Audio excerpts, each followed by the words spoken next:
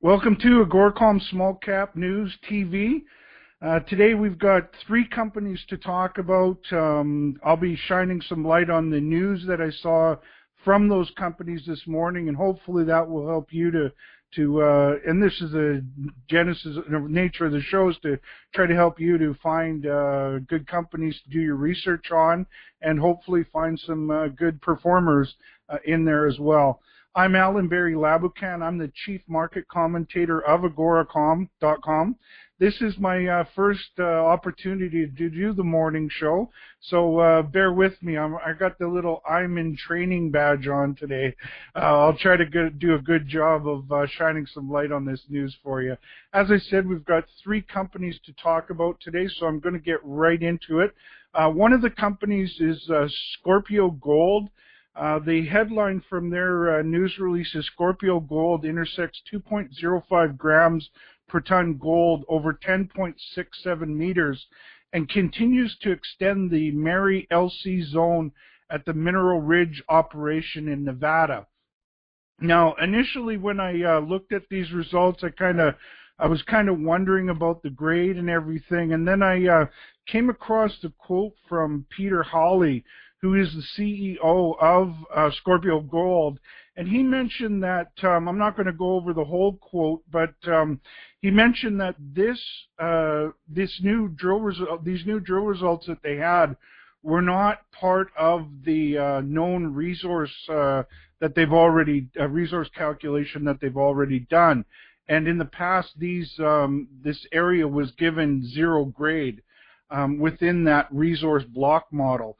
So the grades aren't, the kind that just jump off the page initially, but when you see that they're in that context of going from areas that had zero value to now having value, this is definitely something that I'll do more homework on. I want to take a look at the company's website and look at the resource block model that they have. Look at the dimensions of the deposit. This one looks like it's got an interesting story. Their stock symbol is SGN. As always, do some homework. I'm going to be doing some homework on this company because initially, right off the hop, that quote from the CEO really got my attention. The next news release is from Pacific Potash Corporation. This Pacific Potash is one of the sponsors of AGORACOM, so I just wanted to get that out of the way first of all. The headline from their news release is that Pacific Potash expects drilling to start in September. They went on that they intend to permit for initial 6 wells that they're going to drill. They are targeting based on geological potential, proximity to historic and new potash discoveries, and logistical ease of access amongst their other factors. Mr. Andre Costa, who's the president and CEO of Pacific Potash, commented, "Focused potash drilling in the basin has to date been successful in finding deposits on every exploration program done in the basin. Pacific Potash, through careful selection of targets and the vast knowledge of its exploration team, intends to continue this success." So they're getting ready to crank up their drills in September. I'm going to be doing some more homework on Pacific Potash. I'm getting more into these potash plays, especially the ones that are eager about drilling their targets. And as I said, I'll be doing more homework on the company. The final company that I have to talk about today is Mountain Province Diamonds. Mountain Province has a great project up in the Northwest Territories. Their partner is De Beers on that project, and what they announced today is Gaucho Q receives Environmental Impact Review Board approval. I know on the outset that this doesn't, this might not sound like a major milestone, but it definitely is a major milestone for the company. They announced that the Mackenzie Valley Environmental Impact Review Board has concluded that Gaucho Q Environmental Impact Review and has recommended approval of the proposed Gaucho Q diamond mine subject to measures and follow-up programs. Now, that is a major development for the company, in that the Mackenzie Valley Environmental Review Board, that's the last sort of hurdle you have to jump before you move towards building a mine, a diamond mine up in the Northwest Territories. I've been following this project for years. Some of the reasons that I really like it is they've been getting some very encouraging results from their recent drilling. I think you want to take a look at some of those news releases that have recently went out. They also, from a big picture perspective, a couple of the mines up there in the Northwest Territories, or diamond mines, are sort of running late into their mining life. And as Gaucho Q becomes a mine, there's a lot of employees that are very well trained in diamond mining that will be needing jobs up there. And this sort of timeline is playing itself out very nicely. Mountain Province stock symbol is MPV. Sorry, earlier I didn't mention that Pacific Potash's stock symbol is PP.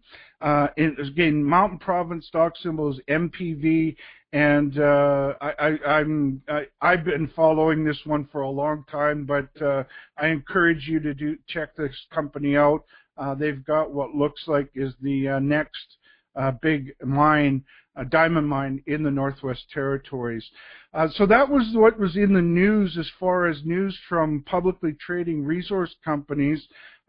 Something else that happened today was, so far we're about an hour into the market trading, and gold has had a very good run today. Gold, last I checked, was up $35 an ounce to $1,327 per ounce.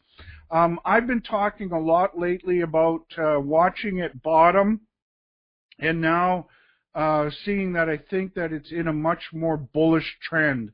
When it came down a few months ago, it moved from around the $1,600 level, dropped down to $1,200 very aggressively. Everybody was predicting that the gold run is over, it's all dead and everything like that. But to sort of throw a wrench in their analysis, gold bottomed at $1,200, then it rallied off of there, it pulled back, rallied off of there, pulled back, rallied off of there, and each time it's rallied, it sort of rallied to a higher high, and each time it pulls back, it doesn't test the previous low.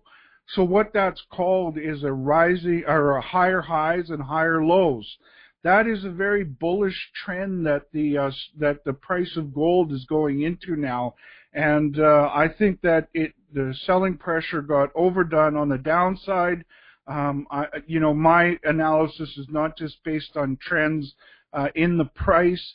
I'm also very keen on what's happening on the supply and demand side of things. It's getting harder and harder to find good gold deposits. The mining companies are going deeper in the ground for lower grade. Head grades at most mines throughout the world are dropping. And each year they're not finding enough new deposits to sort of replace the old deposits. So the supply chain is constrained. Meanwhile, at these prices, those buyers, the major buyers in India and China, are very happy to pay these prices. Central banks are starting to buy more gold after having sold it all in the past. And I'm bullish on gold from a technical perspective, on the price performance, and on a fundamental supply and demand story. So on that note, as I said, this is my first day in training on the In the News show. Thank you very much for watching today's show here on AGORACOM Small Cap TV. You can watch the show every morning from Monday to Thursday. I usually do them about an hour into trading just to see what's gone on in the morning and have given some companies a chance to get their news out. As always, before making any investment decision, speak to your financial advisor and do your homework. On that note, thank you very much again for joining us, and have a great day.